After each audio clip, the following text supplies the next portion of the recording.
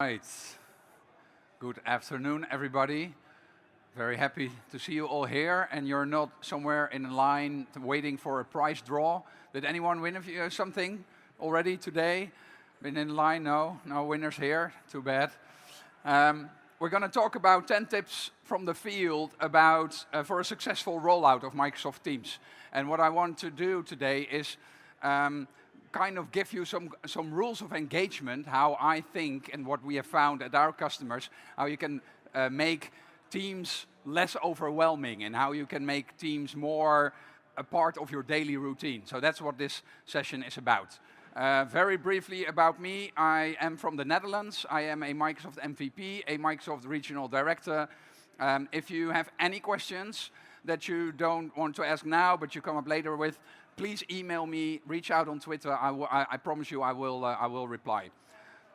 So that's more than enough. Oh, by the way, that's the coolest tag that I ever had, the badge for a conference, right? And when I showed this, I had a friend of mine, he told me that he knew someone, I don't know where it was, that his kid asked him when he came home with this floppy disk, and the kid said, "Dad, why did you 3D print the save icon?"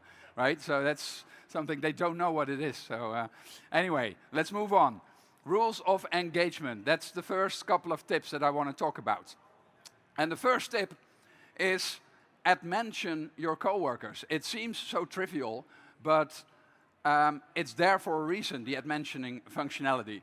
So if you expect a response from someone, you should mention that person.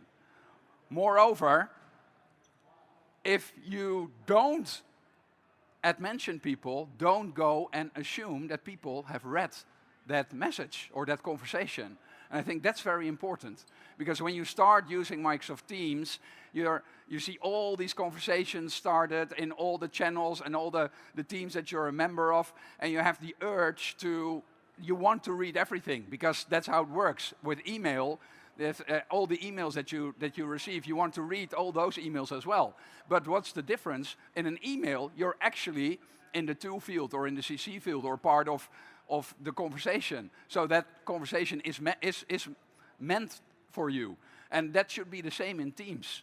So all the conversations where you're not mentioned, it's okay, of course, if you want to read those conversations, it's perfectly fine, but you cannot assume that someone has read that conversation if you did not mention those people, right? So that's, I think, very, very important. And especially if you agree on this with each other, then it will make life a bit easier. Because if everybody in your organization knows that you cannot assume that someone has read that message, then it's just easier to have a conversation. All right. The next one, use chat when appropriate.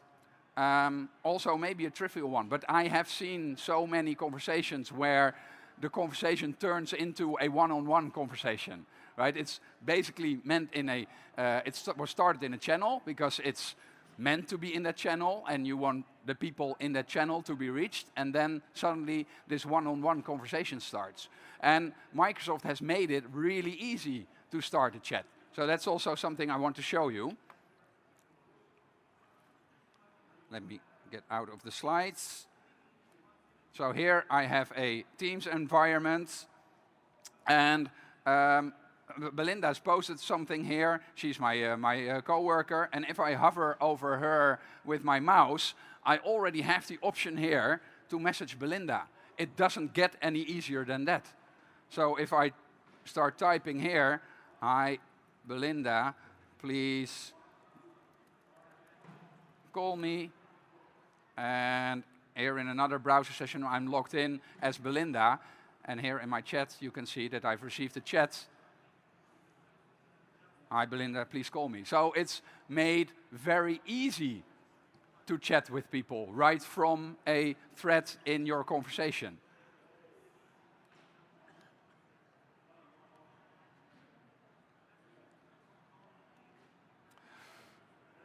All right, next one. Did you know there is a title option in Microsoft Teams for conversations?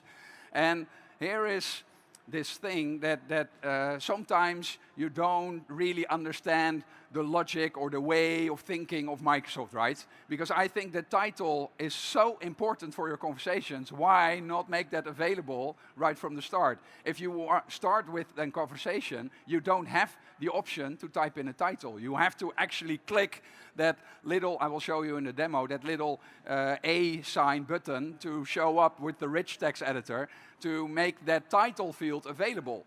But if you realize what I just told you in the beginning, that you cannot assume that people have read all the conversations where you're not mentioned in, it's still, if I'm a member of a team and there are certain channels that I find very interesting, it could still be part of your daily routine to at least have a look at the channel and scan the conversations in that channel to see if there's anything interesting that I might want to respond to, even though I'm not part of that conversation or I was not mentioned.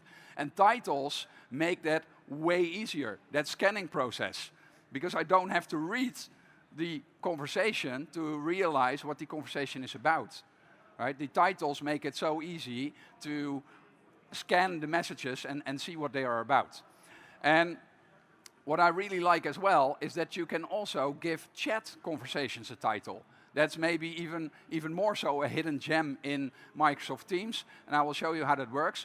But what it means is that you can chat with multiple people. You know how you can have a one-on-one chat or how you can invite multiple people into a chat. As soon as you invite more than one people into a chat, you can give a title to that chat conversation. And why is that convenient? Because when you go to your chat history, you can see right away which chat you were looking for, because the chat has a title. Because maybe when you're speaking to different people and you have different conversations, maybe with the same group, but about different topics, you can even create different topics, different conversations with the same people with different titles. So you can immediately see which is the conversation that you're looking for. So let me go back to Teams again. So here, when I start a new conversation, you have to teach yourself, make that a habit, click this little icon here. Right? That's the one that you're looking for. And when I click this one, yes, then I can actually add a subject, a title to the message. Really convenient. Now when I go to chat, so I'm going to start a new chat, and I'm going to invite Belinda and maybe Garrett. And now, as soon as I have invited the second one, I can click this drop down here, and I can give this group a name. And I can say, Ignite Chat. And now I can start typing, hi there. And you can see that here on the left-hand side, I now have a conversation called Ignite Chat.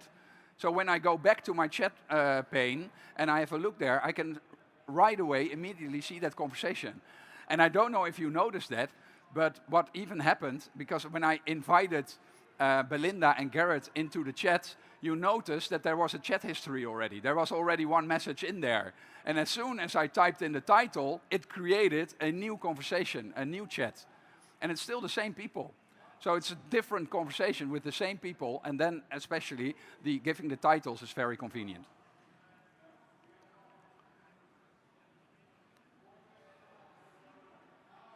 All right. Next one. Use your status, your presence.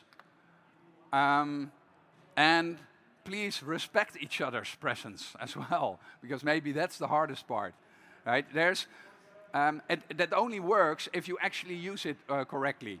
Because if you are always on busy, or if you're always away or in a meeting or whatever, then people will just think, yeah, but I know he's not busy because I can see him there on the other side of the room, so I'm going to chat to him anyway. So use this with care. But if you are busy, then yeah, use that presence. And the different statuses that are available, and I think it's a little bit maybe too small in the back, but there's a couple of statuses that you can set yourself: available, busy, do not disturb, away and be right back. And there's many statuses that are automatically assigned to you. For example, when you are in a call or when you're presenting, like I am now, Teams will automatically set your status to presenting. And the one that I want to highlight as well, because I think that's a really nice one, there is a new one here. It's called focusing. And for the people who have E5 licenses, unfortunately, it is part of the Office 365 E5 license, but there you have your My Analytics, and you can find out your work habits and how many meetings you have, and if you have enough focus time. And you can let the My Analytics tool actually schedule focus time in your agenda automatically, in your calendar. So if it sees free spots in your agenda, it will block those, and it will tell you, hey, this is focus time. You can finally get something done. You can finally work on that presentation or on that report. And all the times, all the blocks that are set there by the My Analytics tool, automatically in Teams, you will get the status focusing, and people will not be able to disturb you. So that's very convenient. It's unfortunately, My Analytics is only E5, yeah. And the last tip that I have when it comes to rules of engagement, before we move on to tips that are more about building your daily routine, is help each other. It's hard to give constructive feedback through an IM message, because it's hard to express emotion, and it's hard to see someone, to look someone in the eye, right? But if we all agree with each other that, hey, if you're doing something maybe not the way that we agreed upon with each other, then it's okay if we point out to each other, hey, maybe next time use a title here, or hey, maybe you should chat to someone in private because now you're hijacking the chat, and say that nicely, be kind. I think that's very important. But also, if you agree about this within your organization, then it's also fine. You can expect that something like this happens, and you know that the other person actually means well, right? So that's also something that I think could really help. All right, let's switch gears a bit and now talk about building a daily routine. So we've talked about the rules of engagement, how we should work with each other, and now how can you actually use Teams to make it more productive and less overwhelming yourself? Well, the first thing that I would like to point out is use search. And there's two ways that you can use search. First of all, when you want to create a new team, go and search if that team or something similar is already available, because otherwise you're just creating duplicate teams. Has any one of you tried the searching for teams? And did you find it a nice experience? No, because it's broken, unfortunately. And the problem is, it's not a Teams problem, it's an I should whisper this, it's an Azure Active Directory problem. But the problem is that you can only search for the beginning of the team name. You cannot search for a word that is somewhere in the middle or at the end of the team name. So you have to know what the team name starts with. For example, if you have a naming convention for your teams that they should all start with team dash or with project dash or something, you have to search for team dash and then the word that you're looking for, because otherwise you will not be able to find that team. So that's a little bit cumbersome, and Microsoft is working on that, but at least now you know why, hey, I know that team exists, but I can't find it. That's weird. Yeah, because maybe you're looking for the word that is in the middle of the team name. And the other one is search in team itself for conversations, for files, for people. And Microsoft has just added something in there, which is really nice. So let me show you what that looks like. Go back to Teams. So first of all, let me show you, join or create a team. And here I can search for teams, and you can see that team here, which is called Team YMP. It's just another demo team. Now, when I search for Royal, which is in the middle, I'm not finding that team. But when I search for team-Y, I am finding that team. Okay, so it's cumbersome, I realize that, but yeah, that's the way it works for now. Now the other thing is here, the search bar on top of here. And I can search for Ignite, for example, and it will find messages, it will find people, and it will find files. So I don't have a file in here right now. What you need to realize here is that it doesn't look inside the files. So it only looks at the titles. And that's also something that's being worked on, but right now it does look in conversations, but it does not look into the files, like SharePoint does, for example. That actually looks inside the files as well. So here, it only looks at the title. Now, what I wanted to show you, what is new, is now we have this filter option here, which I can click, and I can actually include a lot of parameters. Let me zoom in a bit. For example, a certain topic, again. So that's why it's important to use that title field. I can search in titles, just in titles, if I want to filter for that. I can select a date range or a team. And if I do select a team, I can even select a certain channel, because I know that I've seen that message in that particular team. I just don't know where. And before, if you would search for it, you would find all the messages in the other teams as well. And now I can say, no, it's just this team that I want to search in. And even, also very interesting, if you know who wrote the message, you can search where from, or my mentions, or even look for messages where an attachment was placed in the message as well.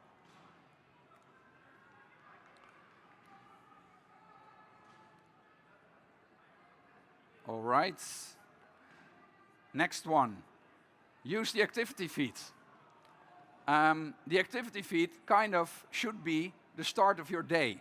Why? Because we just agreed with each other that I can only assume that someone has read a message when I'm at mentioned. And when I'm at mentioned, it will appear in my activity feed. When people want to reach me, or when people reply on conversations that I started, or on documents that I created, or if they think something is really important, or all the other options that I have, they all appear in my activity stream. So basically, you should start in your activity stream, because that's what is important for you. That's kind of the inbox of Teams for you.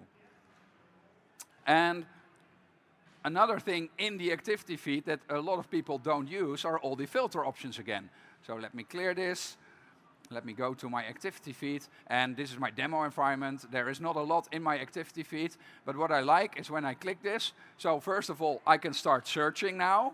I can type something in to filter my activity feed, but I can also click the 3 dots here, and I can say, okay, no, I'm looking only for replies.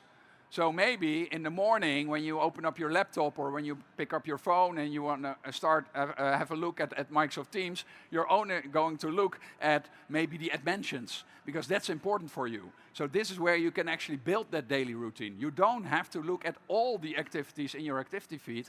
You can decide that maybe all the reactions, the likes, maybe that's something that you don't want to see, or maybe you do. Maybe you want to wake up with all those likes. Okay, I get it. But at least you can choose what you want to see. So use this filtering. It's really, really convenient. All right.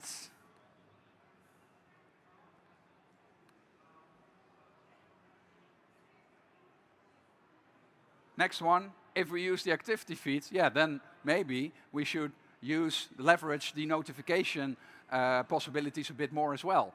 If you go to a channel and you go to the channel settings, you can yourself set notifications for a channel.